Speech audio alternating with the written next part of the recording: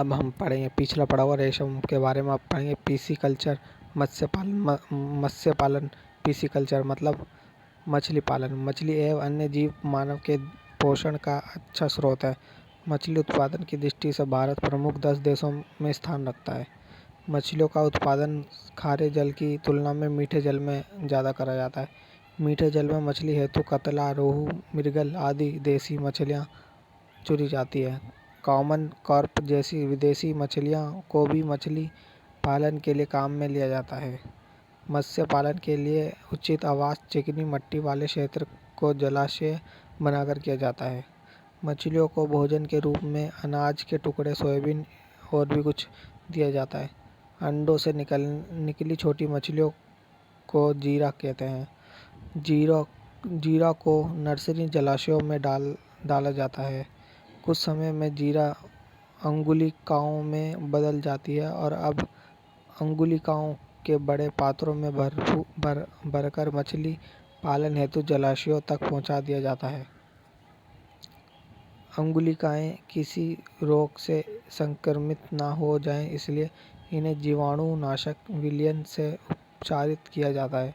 वर्तमान में मछलियों को पकड़ने हेतु विद्युत करंट का उपयोग किया जाता है। मछलियों को अगर परीक्षण में ना रखा जाए तो कुछ समय बाद ही सड़ने लगेगी, अतः इसे परीक्षण के लिए बर्फ में दबाकर रखा जाता है। मछलियों से विभिन्न प्रकार के विटामिन युक्त तेल, प्रोटीन, वसा, त्वचा शल्य आदि प्राप्त किए जाते हैं। अब है मुर्गी पालन, कुक्कुट पालन। मुर्गियों का पालन अंडे व मांस प्राप्त करने के लिए किया जाता है। मुर्गी की कुछ उत्तम नस्लें जैसे देसी मुर्गियाँ, जंगली मुर्गियाँ, चटगांव, असील, धगस, वुस्त्रा तथा कुछ विदेशी नस्लें व्हाइट लैगडॉन, कॉर्निश, रोडे आइलैंड रेड आदि और भी हैं। व्हाइट लेगहॉर्न नस्ल शुष्क क्षेत्रों में अंडे उत्पादन की दृष्टि से सबसे ज़्यादा लोकप्रिय नस्ल है तथा मांस उत्पादन के लिए कॉर्निश, न्यू हैम्पशायर व प्लायमाउथ आदि का महत्व दिया जाता है। अब हम पढ़ेंगे IVF, इंट्रो विट्रो फर्टिलाइजेशन। ये सिद्धांत एडवर्ड व पैट्रिक द्वारा दिया गया। टेस्ट ट्यूब बॉडी मतलब परख नली शिशु IVF के द्वारा ही बनाया जाता है।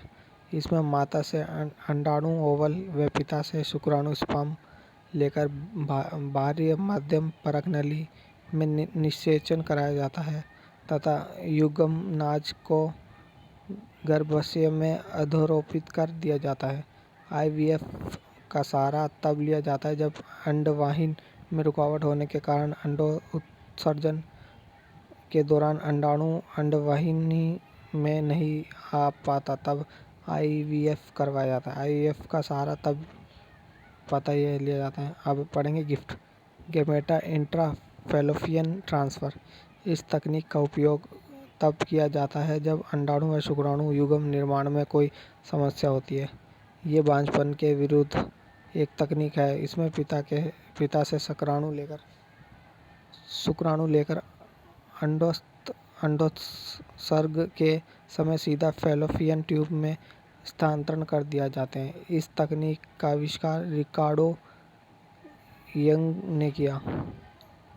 ज़िफ्ट, ज़ाइगोट ट्रांसफैलोपियन ट्रांसफ़र। इस तकनीक में अंडाणु व शुक्राणु के बाह्य माध्यम से निषेचन करवा के ज़ाइगोट को फैलोपियन ट्यूब में डाल दिया जाता है। इस विधि की सफलता की दर 64.8% है। अब है जैन बैंक में ज्ञात DNA खंडों के क्लोन हिमीकृत शुक्राणु, अंडाणु व भ्रूण आदि को सुरक्षित रखा जाता है। इन्हें जातियों के विलुप्त हो जाने की स्थिति में आनुवंशिकी अभियांत्रिकी के माध्यम से उपयोग में लाया जाता है तथा नई संकर जातियाँ बनाई जाती है। जैसे जैसे प्रजातियों की विलुप्त के कारण पृथ्वी की जैव विविधता व आनुवंशिकी भिन्नता का ह्रास होगा, इन जैन बैंक की उपयोगिता बढ़ जाएगी। अब पढ़ेंगे सूक्ष्म जीव और उपयोग। ई कोली बड़ी आंत में पाया जाता है। उपयोग मानव इंसुलिन, इंटरफेरॉन व इंटरल्यूकिन निर्माण करने में। अब है BT बैसिलस थ्यूरियजिएसिस का इस्तेमाल किया होता है एंटोटॉक्सिन नामक शक्तिशाली विष व पादप सुरक्षा हेतु। अब राइजोबियम मेलिलोटाई नाइट्रोजन के स्थिरीकरण हेतु धान्य फसलों में नीक हेतु। स्यूडोमोनास फ्लोरिसिस पौधे में तुषार दाला द्वारा उत्पन्न क्षति के रोकथाम हेतु। स्यूडोमोनास प्यूडिडा कच्चे तेल के HC का पाचन करने हेतु। अब है टूल्स के जेनेटिक एनर्जी इंजीनियरिंग वाहक अणु एंजाइम और पोषक कोशिकाएं। वाहक अणु कौन सा होता है? वे DNA के अणु हैं जो बाहरी DNA के खंड की अपने अंदर प्रतिलिपि बनाते हैं। एक बाहरी अणु में अपनी प्रतिलिपि बनाने का गुण होना चाहिए जिससे वांछित जीन की क्लोनिंग हो सके। वाहक अणु में निम्नलिखित गुण होने चाहिए। ये माप में 10 kb से छोटा होना चाहिए। इसमें पोषक कोशिकाएं में टिके रहने तथा स्वतंत्रता द्विगुणन की क्षमता होनी चाहिए। जीन अभियांत्रिकी में मुख्यतः 2 वाहक अणुओं का उपयोग होता है। पहला प्लाज्मिड फिर बैक्टीरियोफेग जीवाणु भोजी कहते हैं जिसे। प्लाज्मिड की खोज किसने की थी? विलियम हेज 1952 में। RNA की खोज फ्रेडरिक मिस्चर ने।